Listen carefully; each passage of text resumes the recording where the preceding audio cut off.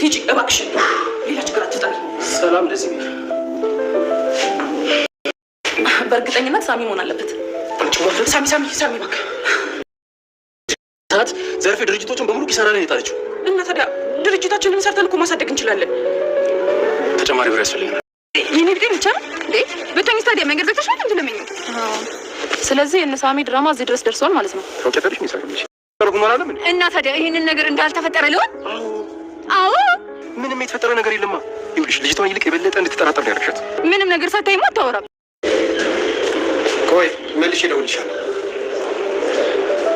ቆይ ስርዓት የሚባል ነገር አልፈጠረብሽም? ቆይ ኮነሳ ብሌት ሄዶ ነው። ትዕግስት እባላለሁ። ጥቆማ ለመስጠት ነበር የመጣሁት። ውጪ። ምን? መጀመሪያ ከሁሉም ነገር ስርዓት ይቀድማል። በጣም ይቅርታ ሳጅን፣ በጣም ተናድጄ ስለነበርኩ ነው። አትፍረድብኝ።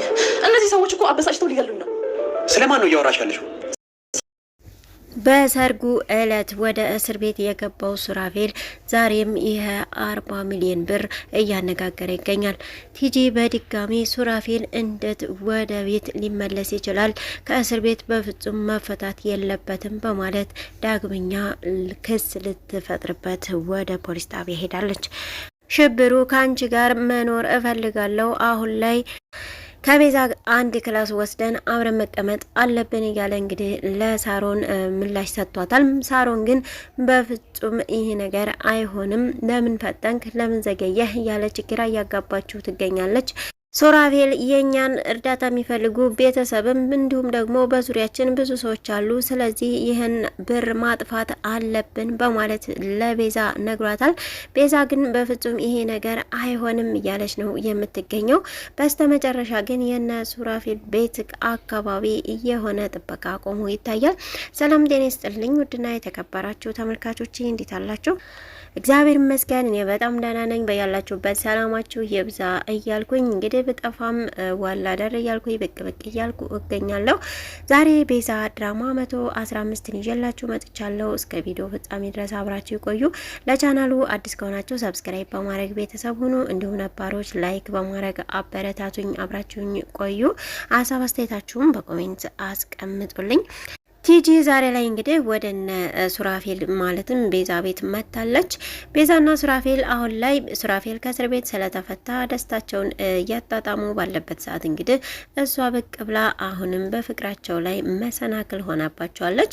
ቤዛና ሱራፌል እንግዲህ ቢያንስ ከአሁን በኋላ ትክክለኛ ፍቅር ነውና እንደ አዲስ ተጋብተን ህይወታችንን በደስታ እንቀጥላለን የሚል ሀሳብ ኖሯቸው እንደ አዲስ ቢጋቡም ነገር ግን አሁንም መዘዛቸው እየተከተላቸው ነው የሚሄደው። ይሄ የጓጉበት ፍቅር ዛሬ ላይም ደስታ ሊፈጥርላቸው አልቻለም።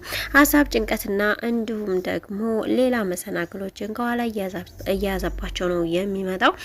ቲጂም እንግዲህ ወደነ ቤዛ ቤት በመምጣት አንገቴን ቆርጣቸው የጣላቸው ሴትዮ መጣው እኮ በማለት እንግዲህ ታደናብራቸዋለች። ምንድነው የምን አንገት ነው የምታወሪው? ምን ሆነሻል?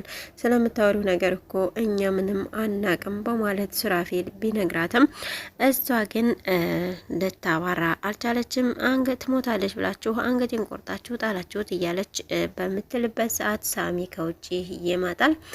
ቲጂንም ባያት ሰዓት እንግዲህ ሳሚ ምን ታደርጋለች እቺ ደግሞ እዚህ ምን ልትሰራ መጣች በማለት ነበረ የተናገራት። እሷም አንገቴን ቆርጠ የጣልከው አየህ መጣሁኝ እኮ ትቀራለች ብለህ ነበረ በማለት እንግዲህ አሁንም ጥያቄዋን አላባራችም። ስለምን የምታወሪው በማለት ይጠይቃታል። እሷም እንግዲህ እንደራደር፣ ይልቅስ ቁጭ ብለን እናውራ በማለት እንግዲህ ከዚህ በፊት ያው ያን ሰውዬ በመሞቱ ምክንያት በሬሳ ሳጥን አድርገው ሽንት ቤት አስቀምጠው ዘርፌን ወንጀለኛ አድርገው ከዛ ቤት እንድትወጣ አድርገዋት ነበረ። እናማ አሁን ያንን ነገር እኔ እናገራለሁ እያለች እንግዲህ ቲጂ ብትነግራቸውም ስለዚህ እነሱ ግን ስለምትዩ ነገር አናውቅም፣ ምን እንደምትይ ራሱ ግራ እየገባን ነው። ስለዚህ አሁን ከቤቴ ውጭኔ በማለት ቤዛም እንግዲህ ወደ መጣችበት እንድትመለስ አድርጋታለች። ከቤቷ አስወጥታታለች ማለት ነው። ከነ ቤዛም ቤት በወጣችበት ሰዓት ሽብሩንና ሳሮን መንገድ ላይ አግኝታቸው ነበረ። እነሱም መንገድ በማጠር ነበር እንግዲህ የጀመረችው ነገሯን። ምንድነው ሴትዮ ገለል በይ እንጂ በማለት ትናገራታለች። እነሱም ማናት እያሉ እንግዲህ ሙድ ሲይዙባት ነበረ። እዛ እነ ቤዛ በር ላይ ፍርፋሪ የምንለቅመው ሴትዮ ናት በማለትም እንግዲህ ሳሮን ለመናገር ችላለች። የእነሱ ድራማ እናንተም ጋር ለማለት ነው በማለት እንግዲህ ሳሚም ከቤት አብሽቋት ስለነበረ እየወጣችው ያንን እየተናገረች ነበረ ለሳሮን ማለት ነው። እነሱ ግን ቲጂ ግን ነገሩን ለመናገር አስባ ነበር። ነገር ግን ዛሬ ላይ ሳሮን በቅናት እየተንገበገበች ስለሆነ የሆነ ነገር ሲሏት የምታያይዘው ከሽብሩ ጋር ነውና እነ ዘርፌ ቤት በነበርኩኝ ሰዓት ለሽንቴ በተነሳው ሰዓት መኝታ ቤት ምን ነበረ? አይጥ ነበረ እያለች እንግዲህ አዎ አይጥ ነበረ፣ ያም ድምጽ ደግሞ የሱ ነበር በማለት እንግዲህ ትነግራታለች። እና ከዛስ ብላ ስትነግራት ጀርባዬን እሽት እያደረገልኝ ነበር በማለት እንድትቀና አድርጋታለች። ናናናና በማለት እንግዲህ ጨዋታዋን ሳትጨርስ ካጠገቧ ይዛ ሄዳ ምንድነው እኔ እኮ ሲጀመር አይጥ ምናምን ስትል እኮ ነቅቼ ነበር በማለት እንግዲህ ልትናገር ትችላለች ሳሮን አሁን ላይ። ሽብሩም አረታይ ገና ሳላገባሽ እኮ አንገበገብሽኝ፣ ምንድነው እንደዚህ የምትሆኚው? በቃ ረጋ በይ በማለት ይጠይቃታል። ሳሮን አሁን ላይ ለማግባት ፈቃደኛ አይደለችም። እሱ ግን አብሮ የመቀመጥ ሀሳብ አለው።